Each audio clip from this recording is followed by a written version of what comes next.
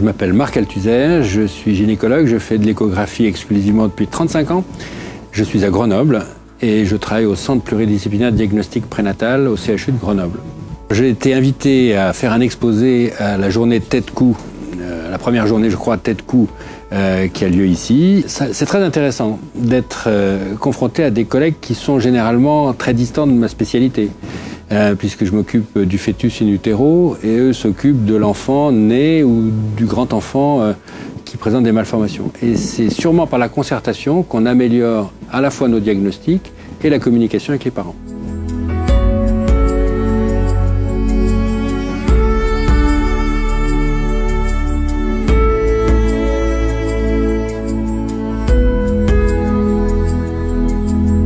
C'est une initiative assez intéressante dans la mesure où on a l'habitude en général dans notre spécialité d'avoir des compartiments. C'est-à-dire que la tête, c'est la boîte crânienne, c'est les orthopédistes, le contenu, c'est les neuropédiatres, les neurochirurgiens.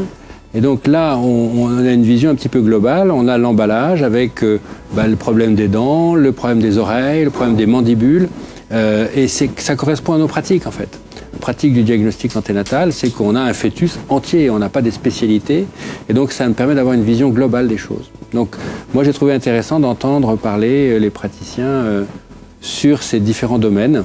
À la lumière de ce qu'on vient de vivre là, donc cette communication d'imagerie anténatale à des chirurgiens ou à des stomatologues qui ne s'occupent pas de bébés, je pense qu'il y aurait un intérêt d'avoir au moins une petite session au cours de ces journées, où il y aurait une confrontation entre les anténatalistes, entre guillemets, et les praticiens qui prennent en charge les enfants malformés, de façon à coordonner, comme je l'ai dit tout à l'heure, nos examens pour apporter les informations nécessaires à la prise en charge adaptée.